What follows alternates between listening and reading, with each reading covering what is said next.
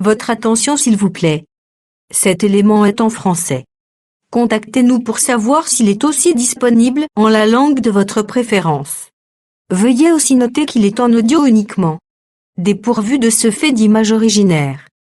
À présent, nous vous convions à suivre, depuis christequality.com et évangile-éternel.com, la rubrique Bible mot à mot, ou l'explication prophétique de toute la Bible, livre par livre, chapitre par chapitre, verset par verset, mot à mot. Elle est présentée aujourd'hui par le Dr Alain Zuzi Condé, ministre de l'Évangile éternel. Tous les enseignements du Dr Alain Zuzi Condé sont disponibles sur christequality.com/alaincondé.html. Bonne édification au nom de notre commun Seigneur et Dieu Jésus-Christ. Amen. Jésus-Christ vous bénisse.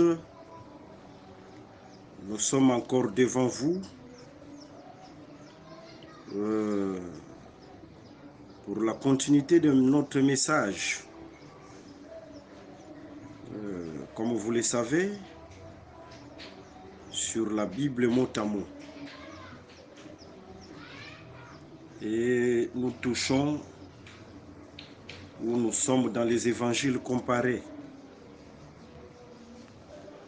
Aujourd'hui, nous allons prendre Matthieu chapitre 12, le verset 38 jusqu'au 50e verset. Sans plus tarder, nous lisons le verset 38. Alors quelques-uns des scribes et des pharisiens prirent la parole et dirent: Maître, nous voudrions te voir faire un miracle. Il leur répondit: Une génération méchante et adultère demande un miracle. Il ne lui sera donné d'autre miracle que celui du prophète Jonas. Pourquoi ils ont demandé le miracle à Jésus? Les scribes et les pharisiens, c'étaient des gens qui étaient plongés dans les Écritures. Vous voyez? Et ils savaient bien que le prophète qui avait libéré Israël en Égypte, c'est-à-dire Moïse, Dieu lui avait donné des signes.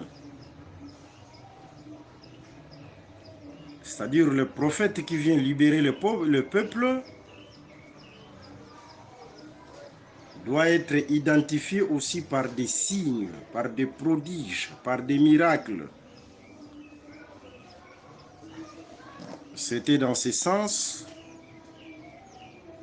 qu'ils avaient demandé un miracle à Jésus. C'est en rapport avec le prophète qui vient libérer le peuple. C'est en rapport avec Moïse. Et surtout, Moïse aussi leur a dit que Dieu vous enverra un prophète comme moi. Écoutez-les. Vous voyez? Ainsi, un prophète qui vient, comme Moïse, pour libérer le peuple, il lui faut aussi les signes, les prodiges, le miracle l'accompagnent. Raison pour laquelle les Juifs cherchent le miracle. Ok. Mais remarquez la réponse de Jésus, le verset 39. Il leur répondit: Une génération méchante et adultère demande un miracle. Il ne lui sera donné d'autre miracle que celui du prophète Jonas. Car de même que Jonas fit 3 jours et 3 nuits dans le ventre d'un grand poisson,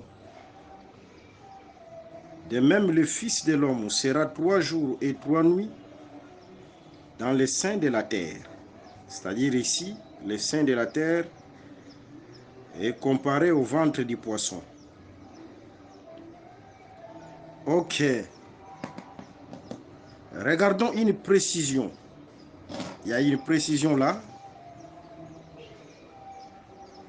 Jésus précise, parce qu'il était en face d'une génération méchante et d'une génération adultère. Pour une génération méchante et adultère, selon Jésus, il faut qu'on lui donne ou qu'on la donne le miracle de Jonas. C'est-à-dire Jonas qui fit 3 jours et 3 nuits dans le ventre du poisson, c'est l'image de Jésus-Christ qui devait mourir, faire 3 jours aussi dans les seins de la terre, et après 3 jours, Jésus-Christ sortira du ventre du poisson, c'est-à-dire du sein de la terre. C'est ce qu'on appelle la résurrection de Jésus-Christ. C'est-à-dire, ici nous disons que Jonas n'était que l'ombre, mais le véritable, c'est Jésus-Christ qui devait mourir et après 3 jours, ressusciter. Pourquoi seulement la génération méchante et adultère, on doit lui donner ce miracle-là de Jonas? C'est parce que le miracle de Jonas, qui est l'image de l'œuvre de la croix, de la mort et de la résurrection de Jésus, ça parle de l'expiation. Expiation. Et dans les Saintes Écritures, dans les livres de la vérité, expier veut dire ôter le péché, ôter l'iniquité et ôter l'impureté. Là, je suis dans le livre de Lévitique, chapitre 16, le verset 20 à 21. Après, vous sautez le verset 30 à 31. Expier, je répète, veut dire ôter le péché, ôter l'iniquité et ôter l'impureté. Parce que Jésus-Christ était en face d'une génération adultère, d'une génération méchante, il fallait premièrement qu'on commence par l'expiation, par ôter les péchés, par ôter l'iniquité et par ôter l'impureté. C'est pourquoi une telle génération ne peut pas d'abord espérer à un autre miracle, si ce n'est premièrement par un miracle qui parle de l'expiation. Parce que nous sommes en face d'une génération adultère, d'une génération pécheresse. Pécheresse. D'une génération méchante. Il faut d'abord commencer par l'expiation. Et l'expiation, c'est ça, le miracle de Jonas, la mort de Jésus et la résurrection de Jésus. Que le Seigneur Jésus-Christ vous bénisse. Vous voyez, cette écriture se répète d'une autre manière. Dans le livre de Matthieu chapitre 16. Remarquez dans Matthieu chapitre 16, nous commençons par le verset 1er. Les pharisiens et les sadducéens abordèrent Jésus et pour le prouver, lui demandèrent de leur faire voir un signe venant du ciel. Vous devez faire attention avec les signes venant du ciel parce que les Écritures s'interprètent elles-mêmes. En réalité, les signes venant du ciel qu'ils ont demandé ici, selon Matthieu chapitre 24, le verset 30, les signes venant du ciel, c'est l'avènement du Seigneur. Et l'avènement du Seigneur appelé, tout œil le verra. Quand le Seigneur viendra pour la bataille d'Armageddon et régner dans les règnes millénaires, cette venue-là, le retour du Seigneur-là, c'est ce qu'on appelle les signes venant du ciel. C'est clair. Dans Matthieu chapitre 24, le verset 30. Je pense que on peut aussi lire ça. Matthieu chapitre 24, le verset 30. Alors, le signe du Fils de l'homme paraîtra dans le ciel. Vous voyez les signes venant du ciel? Le signe du Fils de l'homme paraîtra dans le ciel. Toutes les tribus de la terre se lamenteront et elles verront le Fils de l'homme venant sur les nuées du ciel avec puissance et une grande gloire. C'est le retour glorieux du Seigneur Jésus-Christ. L'avènement du Seigneur Jésus en rapport avec la bataille d'Armageddon et les règnes millénaires. C'est ça le signe venant du ciel. Vous voyez? Et le sadducéen, le pharisien, dans Matthieu chapitre 16, ils ont demandé ces signes à Jésus. Vous voyez, Jésus leur répondit, le soir vous dites il fera beau, car le ciel est rouge, et le matin il y aura de l'orage. Aujourd'hui, car le ciel est d'un rouge sombre, vous savez discerner l'aspect du ciel, et vous ne pouvez discerner les signes des temps. Une génération méchante et adultère demande un miracle. Il ne lui sera donné d'autre miracle que celui de Jonas. Puis il le quitta et s'en alla. C'est-à-dire, selon Jésus, avant que l'avènement intervienne, son retour glorieux intervienne, il faut premièrement que l'œuvre de l'expiation se fasse. C'est ça le miracle de Jonas.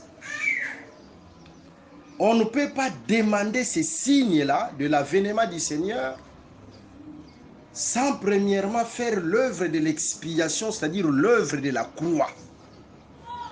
Il faut d'abord commencer par l'œuvre de la croix, par la mort de Jésus, et après l'avènement du Seigneur interviendra. C'est ça selon Jésus-Christ. Vous voyez, l'avènement ne peut pas intervenir si premièrement l'œuvre de l'expiation par la croix n'est pas faite. Il faut d'abord que l'expiation soit constatée, que le Seigneur Jésus puisse mourir sur la croix. Vous voyez, le péché soit ôté, la méchanceté soit ôtée,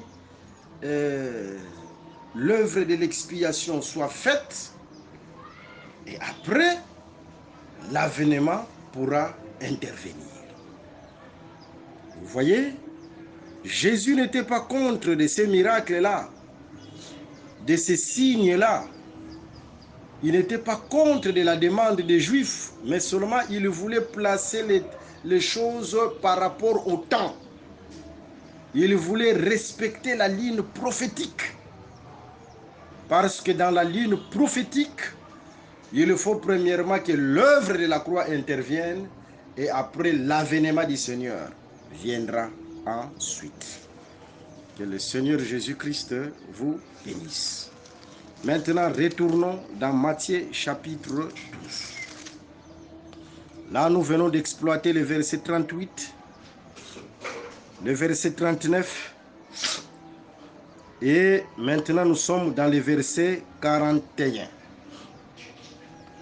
Les hommes de Ninive se lèveront au jour du jugement avec cette génération et la condamneront, parce qu'ils se repentirent à la prédication de Jonas. Et voici, il y a ici plus que Jonas. La reine du Midi se lèvera au jour du jugement avec cette génération, la condamnera, parce que le vin des extrémités de la terre pour entendre la sagesse de Salomon. Et voici, il y a ici plus que Salomon. Voilà. Vous voyez, il y a une génération adultère et méchante qui sera condamnée. Mais Jésus prend pour mesure, c'est-à-dire mesure pour condamner cette génération. Il prend les hommes de Ninive et il prend aussi la reine du Midi, ou appelée aussi la reine des Saba.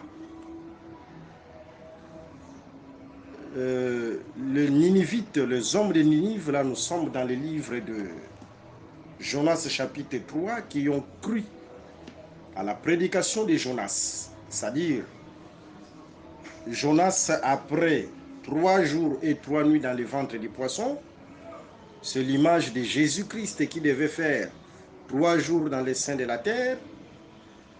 Et après sa sortie du ventre du poisson, Jonas enseignera, prêchera les hommes de Ninive. Et les hommes de Ninive ont cru à son message, ils ont cru à sa prédication. Vous voyez? Et nous disons ceci, que les hommes de Ninive, ce sont des étrangers. Ce ne sont pas des Israélites. Aujourd'hui, c'est l'image de l'Église. C'est-à-dire, après la mort et la résurrection de Jésus, il y a un peuple étranger aujourd'hui, l'Église, qui a cru au message de Jésus-Christ. Vous voyez, Israël a rejeté l'œuvre de la croix, il a rejeté Jésus. Là, c'est selon Romains chapitre 11. Comment l'olivier naturel a été retranché pour que l'olivier sauvage puisse entrer. L'olivier sauvage, ce sont les Ninivites. Vous voyez, l'olivier sauvage, c'est l'image d'un peuple étranger. Aujourd'hui, c'est l'Église. Vous voyez, même la reine des Saba, la reine du Midi, c'était une femme étrangère qui est venue écouter la sagesse de Salomon, mais une femme qui est venue de loin. Ce terme-là, quand on parle de loin, des extrémités de la terre, c'est-à-dire venue de loin. Si vous allez dans le livre d'Éphésiens chapitre 2, le verset 17, là on vous parle d'un peuple qui était loin. C'est-à-dire c'est un peuple qui n'avait pas de sacerdoce, qui n'avait pas l'alliance. C'est-à-dire, ce sont les nations. Vous voyez? Et cette femme-là représente aujourd'hui l'église païenne. Vous voyez? C'est-à-dire les païens qui ont cru à l'évangile. Nous, les païens qui ont cru à l'évangile. Parce que Jésus-Christ dira, il y a ici plus que Salomon. Le véritable Salomon, c'est le Seigneur Jésus-Christ. Et aujourd'hui, il y a un peuple étranger, une femme étrangère, l'Église, qui a cru à ce message, c'est-à-dire à la sagesse de Salomon, qui est l'enseignement du Christ. Voyez? Maintenant, cette femme-là, qui est l'Église, c'est elle qui sera le mesure du jugement pour le méchant, pour les incrédules. Vous voyez, c'est elle le mesure du jugement. C'est elle le mesure du jugement. La génération méchante, la génération qui a rejeté Jésus-Christ, la mesure du jugement, c'est l'Église. La mesure du jugement, c'est l'Église. Vous voyez, je peux bien expliciter ça en donnant un autre exemple. Vous voyez, si vous allez dans le livre de 1 Corinthiens, 1 Corinthiens chapitre 11, j'aimerais qu'on lise ensemble. 1 Corinthiens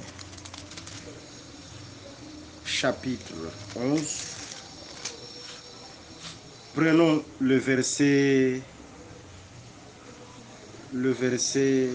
15 et après on va descendre. Mais que c'est une gloire pour la femme d'emporter parce que la chevelure lui a été donnée comme voile. Ok, je peux commencer là en haut. Je commence même dans le verset 7. Dans le verset 7. L'homme ne doit pas se couvrir la tête, puisqu'il est l'image et la gloire de Dieu, tandis que la femme est la gloire de l'homme. En effet, l'homme n'a pas été tiré de la femme, mais la femme a été tirée de l'homme. Et l'homme n'a pas été créé à cause de la femme, mais la femme a été créée à cause de l'homme. C'est pourquoi la femme, le verset 10, à cause des anges, doit avoir sur la tête une marque de l'autorité dont elle dépend.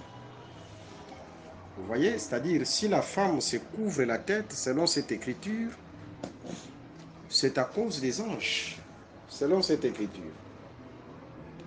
Si la femme se couvre la tête, c'est à cause des anges. Vous voyez? Et par là, nous disons, les femmes qui ne se couvrent pas la tête au culte, leur mesure de jugement, ce sont les anges. Pourquoi nous disons ça? Parce que si vous prenez le livre d'Ésaïe, Ésaïe chapitre 6, Ésaïe chapitre 6, ok, vous prenez le verset 2, vous prenez le verset 2, là vous allez remarquer, on parle des anges, des séraphins, ce sont des anges qui ont 6 ailes. Chaque séraphin a 6 ailes. Mais 2 ailes dont il se couvre la face. 2 ailes dont il se couvre la face. Vous allez remarquer, lorsque Moïse descendait de la montagne, Son visage brillait. Il y avait de l'éclat dans son visage. Le visage qui brille, c'est le visage des anges. Vous voyez, le visage des anges brille. Là, vous allez voir même, dans Daniel chapitre 10, il y a un ange qui était chargé d'apporter les messages à Daniel. C'est ce que je suis en train de parler à l'église sur le chiffre 21 par rapport à la ligne prophétique. Là, vous pouvez nous suivre aussi en direct dans notre page Facebook Alain Zouzikonde. Je pense que la prédication d'hier n'était pas passée en direct. C'était merveilleux, nous avons parlé. Pourquoi cet ange-là avait l'aspect de la pierre de chrysolite, c'est merveilleux. Et pourquoi il avait la ceinture sur les oreilles, la ceinture oreille. Pourquoi seulement ces deux choses? Vous voyez? Et si vous allez dans Apocalypse chapitre 4, voilà, vous allez remarquer, Dieu reflète la pierre de jaspe et la pierre de sardoine. Là aussi, on a expliqué pourquoi la pierre de jaspe et de sardoine. Par contre, dans Daniel chapitre 10, au lieu de la pierre de jaspe et de sardoine, c'est la pierre de chrysolite. Et la pierre de chrysolite marche avec la ceinture oreille. Pourquoi seulement? Vous voyez? Et le dimanche, je vais faire la récapitulation en direct par rapport à ça. Et nous avons placé aussi comment cet ange était retenu pendant 21 jours. Et après 21 jours, il doit descendre, parler avec Daniel. Et après avoir parlé avec Daniel, il va partir pour combattre, mais combattre deux ennemis, c'est-à-dire deux batailles. Le roi de Perse et Javan. Ces deux batailles-là, nous avons placé ça par rapport à la prophétie, la bataille d'Armageddon et la bataille que vous appelez communément, que vous appelez souvent Gog et Magog. Vous voyez? Et nous avons parlé de ces choses sur la ligne, par rapport à la ligne prophétique, les chiffres 21. Et par la grâce de Dieu, le dimanche, avant de toucher d'autres choses, je vais faire une petite récapitulation. Mais vous allez voir, ce messager-là est venu comme un ange, mais son visage brillait. Parce que son visage était comme un éclair. C'est-à-dire, le visage de l'ange, c'est le visage qui brille. Et c'est ça la gloire. C'est-à-dire, la gloire de l'ange, c'est sur son visage. Mais la gloire de la femme, c'est sur sa tête, la chevelure, c'est la gloire. Maintenant, qu'est-ce que l'ange fait? Quand l'ange s'approche de Dieu, il doit couvrir sa gloire. C'est pourquoi on lui donne deux ailes. On lui donne des ailes pour couvrir sa gloire, le visage. C'est ce qu'on appelle couvrir la gloire. Alors, la mesure du jugement pour les femmes qui ne se couvrent pas quand ils s'approchent de Dieu, ce sont les anges, parce que lorsque les anges s'approchent de Dieu, ils couvrent leur gloire qui est sur leur visage. Sur leur visage. Et les femmes de même, leur gloire sur la tête, ils doivent couvrir leur gloire. C'est un signe d'humilité lorsqu'ils viennent au culte. Vous voyez? Alors, la mesure des femmes qui ne se couvrent pas, ce sont les anges. Mais la mesure de la génération méchante, la génération adultère, c'est l'Église. Pourquoi? Parce que l'Église, c'est un peuple qui marche dans la sanctification, qui marche dans la pureté, qui a cru dans l'évangile du salut, de la vérité, l'évangile éternel, capable de sanctifier et de purifier. Et cette génération méchante, leur mesure de jugement, ce sont les Ninivites, c'est la reine des sabbats ou la reine des midis qui représente l'Église. Que le Seigneur Jésus-Christ vous bénisse abondamment. Ok. Nous sommes dans le verset 43. Lorsque l'esprit impur est sorti d'un homme, il va par des lieux arides, cherchant du repos, et il n'en trouve point.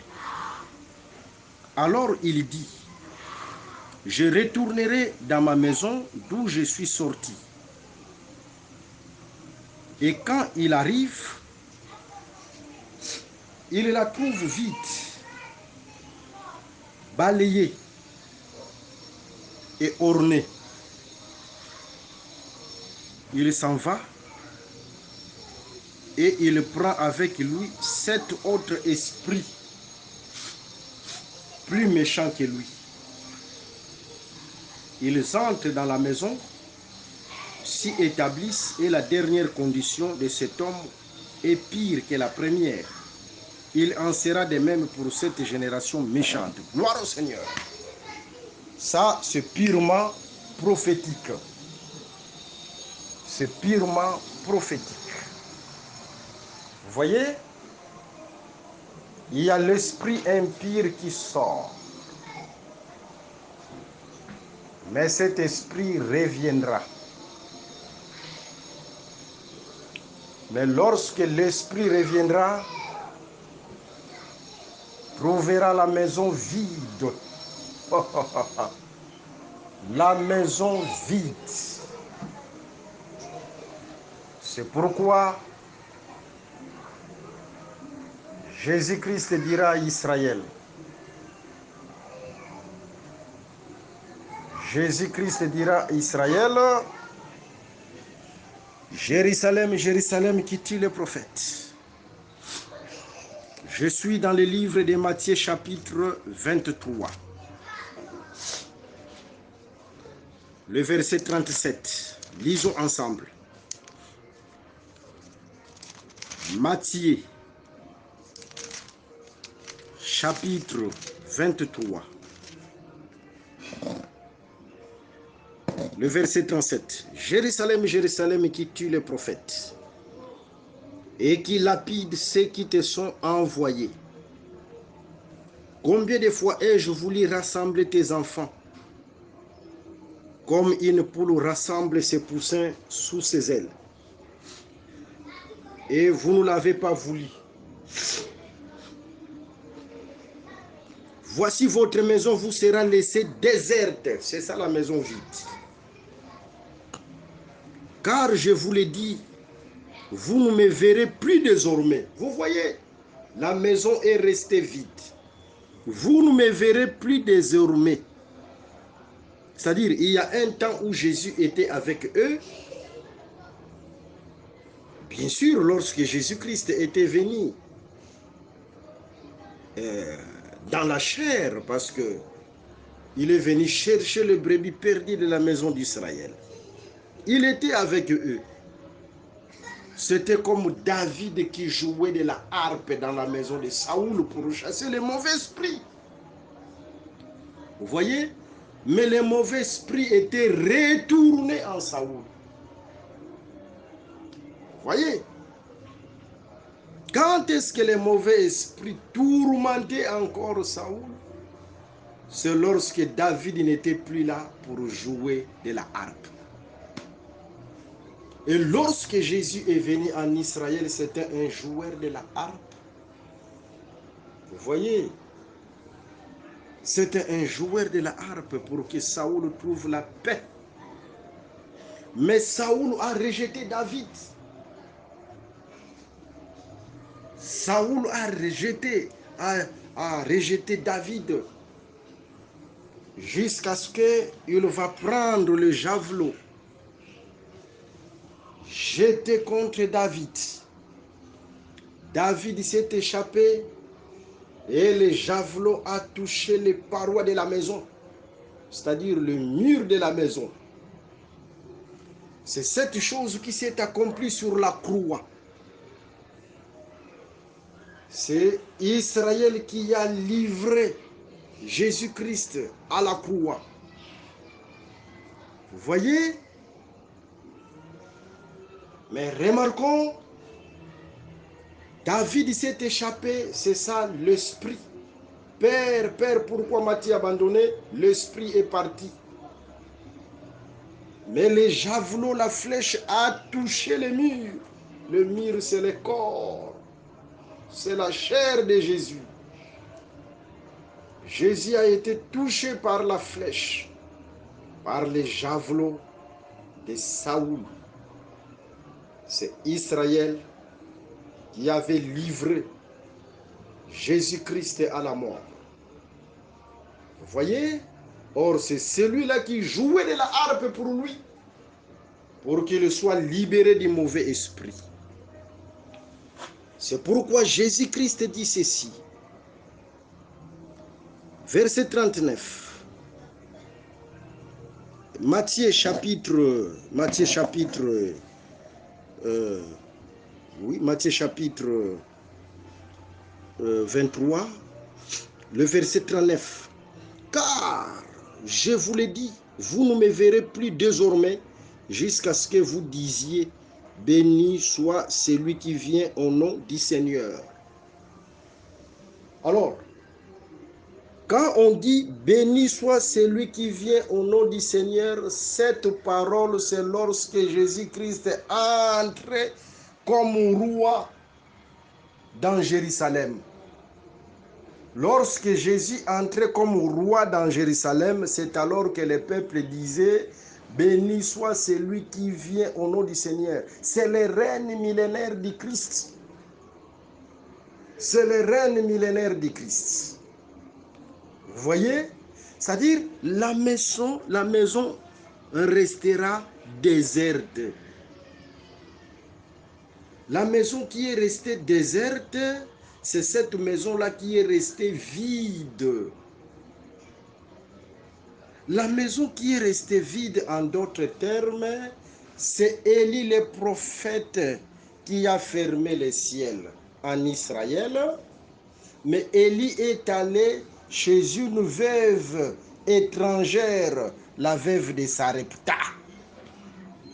La veuve de Sarepta a reçu Élie, c'est-à-dire c'est Jésus-Christ qui est chez nous, reçu par les nations, reçu par les païens. Mais là en Israël, la maison est restée vide. C'est pourquoi l'Esprit viendra vérifier si la maison est restée vide. Et si la maison est restée vide, la maison est réellement vide, parce que la maison d'Israël aujourd'hui est vide, il va prendre cet esprit, c'est-à-dire lui-même, il est comme huitième, avec d'autres esprits, cet esprit. C'est ça le temps qu'on appelle, parce que le chiffre 7, comme le chiffre aussi de la plénitude. Nous parlons du chiffre 7 comme le chiffre de la plénitude parce que lorsque Dieu est arrivé au 7e jour, c'était déjà plein. Il ne pouvait ni ajouter ni retrancher, c'était plein. Et le chiffre 7, c'est aussi la plénitude. Vous voyez, il ne pouvait ajouter et il ne pouvait retrancher parce que c'était déjà plein. Alors, avec cet esprit, encore, cela veut dire tout simplement, c'est le temps où l'iniquité arrivera à son comble. Le temps où l'iniquité arrivera à son comble. Dans les Saintes Écritures, quand on parle de l'iniquité, on voit les faux dieux. Là, je suis dans le livre d'Exode, chapitre 20, le verset 5 à 7. Exode, chapitre 20, le verset 5 à 7. L'iniquité, c'est aussi les faux dieux. Et c'est ça le temps où l'iniquité arrivera à son comble, c'est-à-dire ajouter les 7 esprits. Sur le plan prophétique, je prends le livre d'Apocalypse chapitre 17. Apocalypse chapitre 17. Que le Seigneur Jésus-Christ vous bénisse abondamment. Dieu, on le sert dans la connaissance.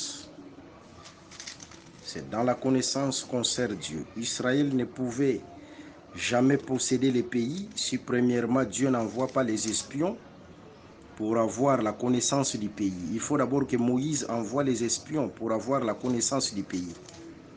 Et quand ils ont reçu la connaissance du pays, maintenant ils pouvaient marcher pour posséder le pays. Là, nous sommes à Kades Barnea, dans Nombre chapitre 14. C'est-à-dire c'est par la connaissance qu'on possède les pays. Même lorsque Josué devait posséder les pays, il dira au peuple, mettez des provisions. Hein? Les provisions, ce sont les dépôts. Comme Paul qui dit à Timothée, garde les bons dépôts. C'est-à-dire c'est par les dépôts. C'est par la connaissance là que tu gardes que tu vas posséder les pays. Et Josué dira au peuple, mettez des provisions, gardez les dépôts parce que nous allons posséder les pays. Que le Seigneur Jésus-Christ vous bénisse. Raison pour laquelle la Bible, mot à mot, c'est un grenier de la connaissance pour garder les dépôts. Ok. Nous sommes dans les livres d'Apocalypse chapitre 17. Je prends le verset 8. La bête que tu as vue était et elle n'est plus. Elle doit monter de l'abîme et aller à la perdition. Et les habitants de la terre, ceux dont le nom n'a pas été écrit dès la fondation du monde dans les livres de vie, s'étonneront en voyant la bête parce qu'elle était et qu'elle n'est plus et qu'elle réapparaîtra. C'est-à-dire ici, bon, on lit d'abord. C'est ici l'intelligence qui a de la sagesse. Les 7 têtes sont 7 montagnes sur lesquelles la femme est assise. Ce sont aussi 7 rois. 5 sont tombés, un existe, l'autre n'est pas encore venu, et quand il sera venu, il doit rester peu de temps. Et la bête qui était et qui n'est plus est elle-même un 8e roi, merveilleux. Et elle est du nombre des 7, et elle va à la perdition. Vous voyez, ici, il y a la bête qui était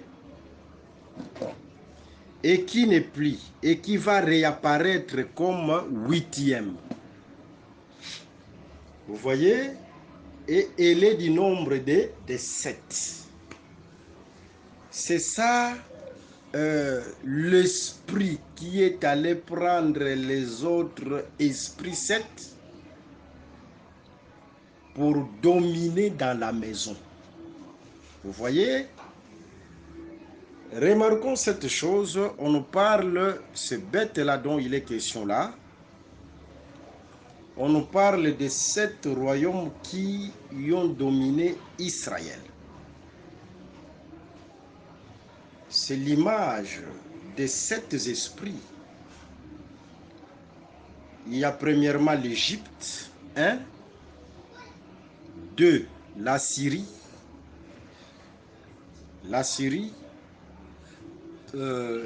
même Ésaïe chapitre 8, commençant par le verset 6, parle de la Syrie. Il y a la Babylonie, 3. Là, nous sommes dans Daniel chapitre 7. Là, vous allez voir tous ces royaumes dont je vais faire mention ici. Il y a Médo-Perse, 4.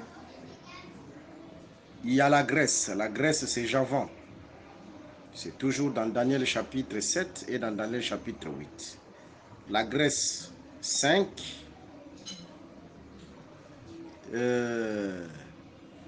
Il y a Rome païenne. Rome païenne, 6. Il y a Rome religieuse qui est née au concile de Nicée en l'an 325 après la naissance de Jésus. Rome religieuse. L'église catholique romaine, là c'est 7. Vous voyez? Mais il y a la bête qui était, parce que l'une des têtes était blessée à mort. La blessure, c'est la chite. La blessure, c'est la chite. Là, c'est dans Apocalypse chapitre 13. Ce sont des choses que nous avons parlé quand nous avons parlé sur la Bible mot à mot des livres, de tous les livres de l'Apocalypse. Nous avons parlé avec le détail, même Apocalypse chapitre 17, parce que nous avons déjà terminé le livre d'Apocalypse dans la Bible mot à mot. Et cette bête-là, qui était et qui n'était plus, c'est la Rome païenne. On parlait de la chute de la Rome païenne. C'est ça la tête qui avait la blessure dans Apocalypse chapitre 13. Qui n'existait plus parce que elle était incarnée dans la Rome religieuse, l'Église catholique romaine, la bête qui agit dans les mystères. La bête commençait à agir dans les mystères, c'est-à-dire Rome païenne agit dans les mystères pour le moment dans l'Église catholique romaine. Vous voyez? Mais après l'enlèvement de l'Église, elle va réapparaître comme huitième. Rome païenne, elle va réapparaître comme huitième. C'est l'Union européenne qui sera la grande puissance après l'enlèvement de l'Église. C'est Rome païenne.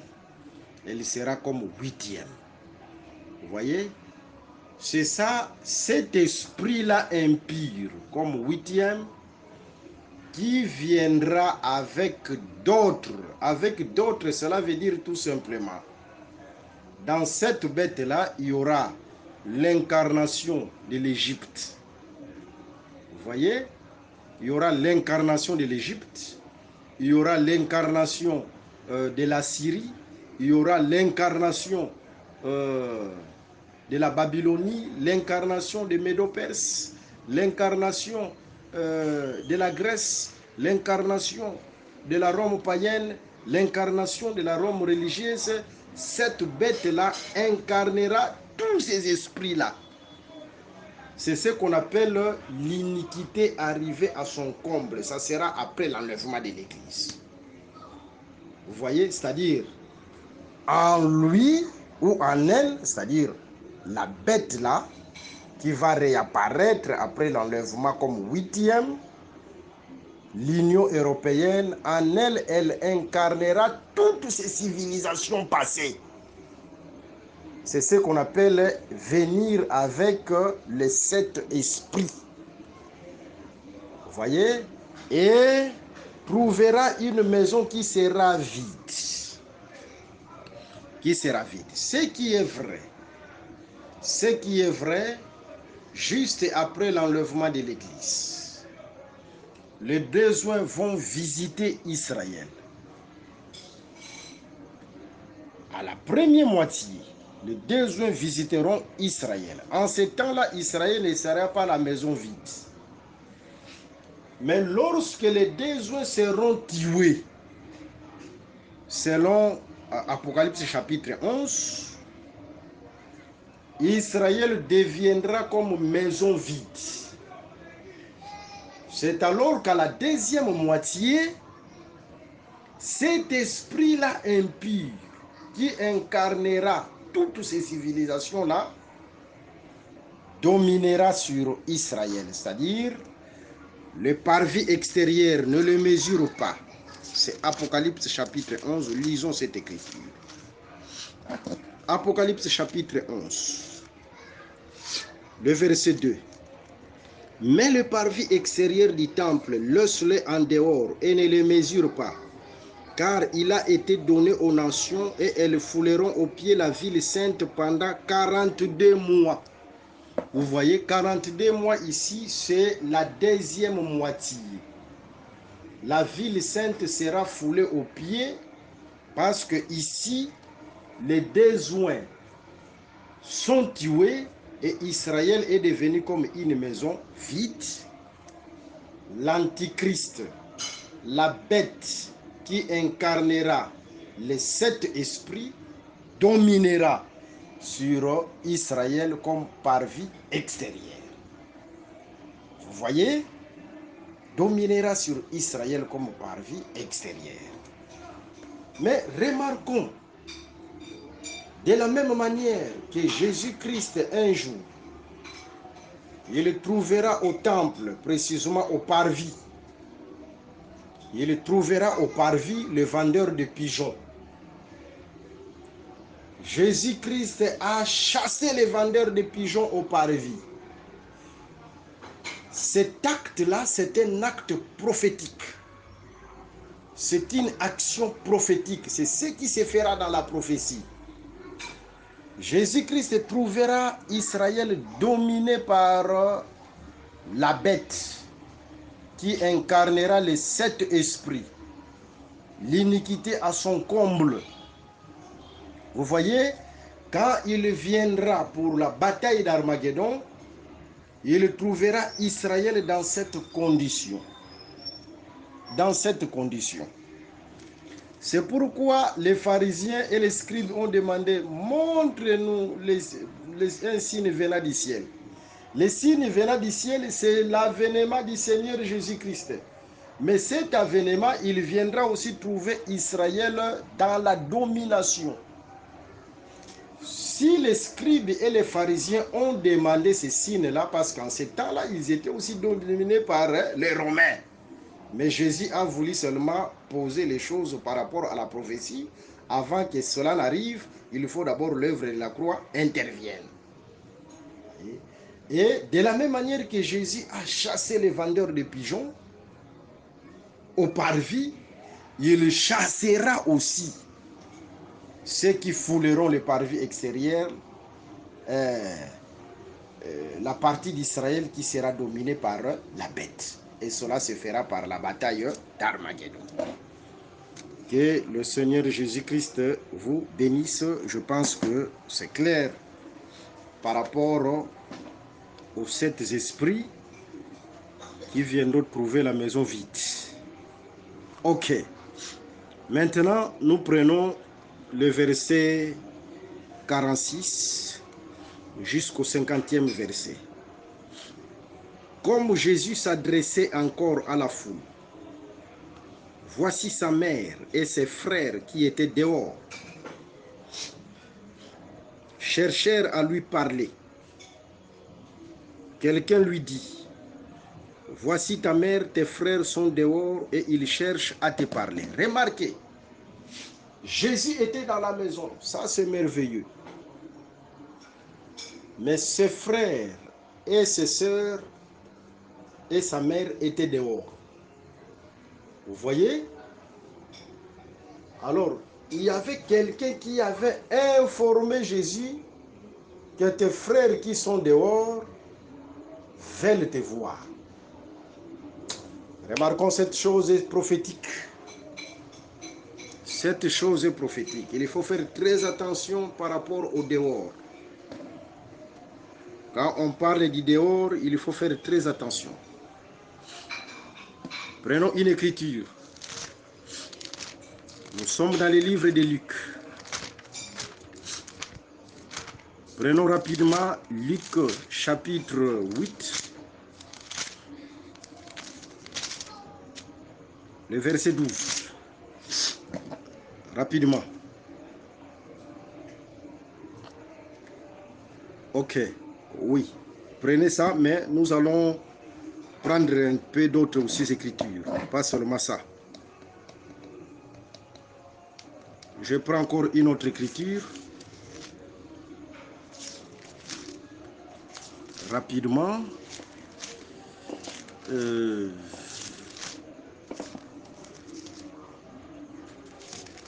prends une autre écriture rapidement. Ok.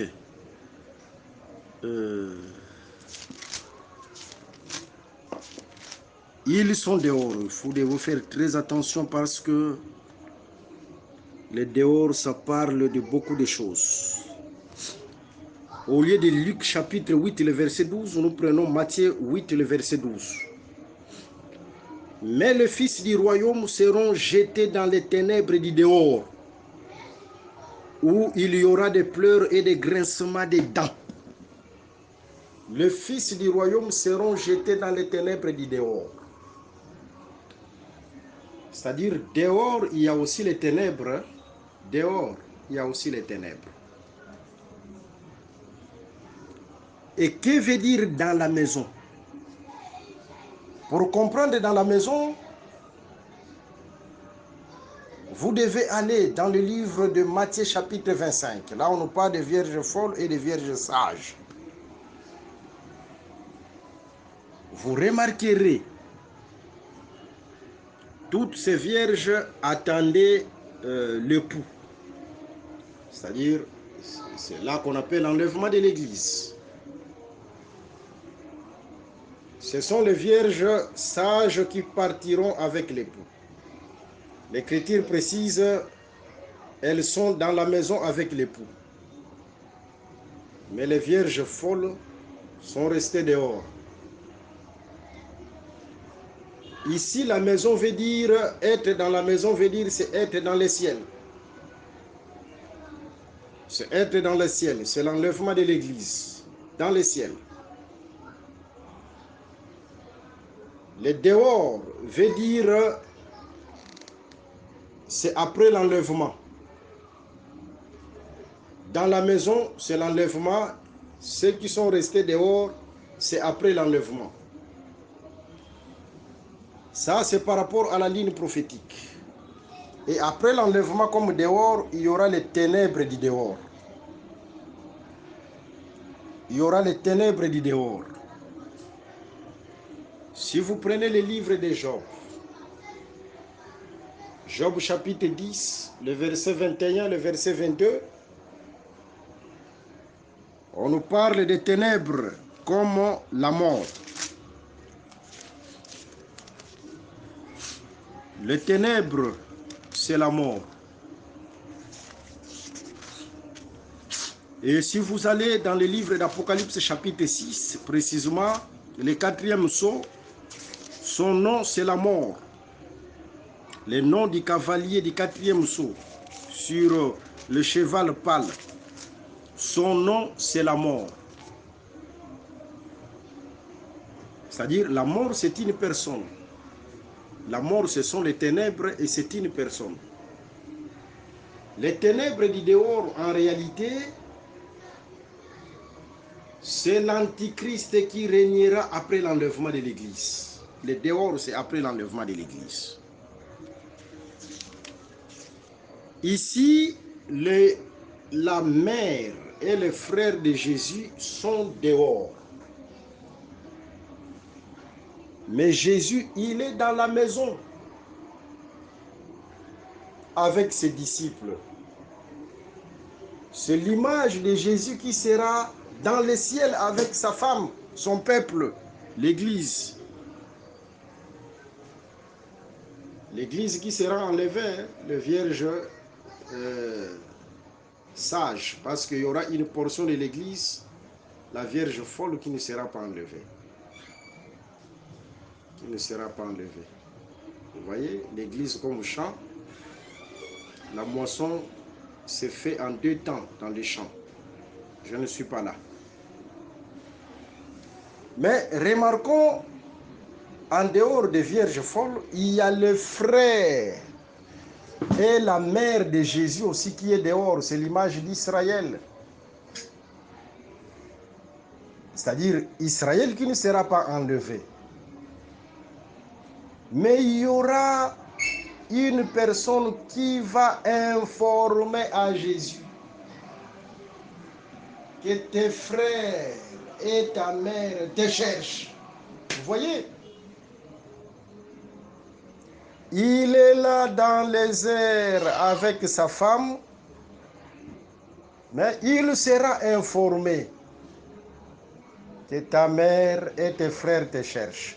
En d'autres termes, après l'enlèvement de l'Église, Dieu mettra en Israël la pensée de chercher son Messie. Dieu mettra dans le cœur d'Israël la pensée de chercher son Messie. C'est ça la mère et les frères qui sont dehors. Voyez, Dieu mettra la pensée de chercher Jésus après l'enlèvement d'Israël, après l'enlèvement de l'Église. Ok. Et Jésus-Christ va répondre, mon frère et ma mère, ce sont ceux qui accomplissent la volonté de Dieu. Cela veut dire tout simplement, après l'enlèvement de l'Église, Israël accomplira la volonté de Dieu. Parce que la personne qui fait l'intercession confirme réellement que tes frères et ta mère te cherchent. Mais ils sont dehors. Après l'enlèvement, ils te chercheront. Que le Seigneur Jésus-Christ vous bénisse abondamment. Je pense que c'est là où nous mettons fin aujourd'hui. S'il y a des préoccupations, des questions, n'hésitez pas à nous les poser, ou des sujets de prière. Nous sommes là pour vous. Ne manquez pas aussi de nous suivre en direct. Si vous entrez sur notre page Facebook, Alain Zouzi Condé, vous allez voir aussi des enseignements en direct sur Facebook. Et si vous allez aussi sur YouTube, Alain Zouzi Condé ou Alain Condé, vous allez voir aussi nos enseignements. Vous pouvez nous suivre aussi sur notre site internet évangile-éternel.com. Mon numéro de téléphone lié à WhatsApp, c'est plus 243 81 28 55 419. Que le Seigneur Jésus-Christ vous bénisse abondamment. Ciao. Merci d'avoir suivi ce message et que Jésus-Christ vous bénisse. Si vous avez une question à l'intention de l'homme de Dieu, si vous voulez que l'homme de Dieu prie pour vous, si vous voulez vous confier à l'homme de Dieu, ou si vous voulez tout simplement bénir l'homme de Dieu, contactez-le directement si ses coordonnées sont disponibles depuis sa page. Sinon, contactez-nous et nous lui transmettrons vos préoccupations. N'oubliez pas de faire un tour à notre page évangélisation pour voir en quoi vous pouvez vous rendre utile à Christ par cette œuvre. Que Dieu vous bénisse tous. Amen. ChristQuality.com. Les cieux en un clic de la souris.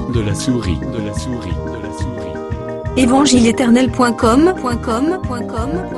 le site de l'Évangile éternel. Christ et Quality Fondation, équilibrer la manne ramassée dans le désert de sorte que chacun ait un numère.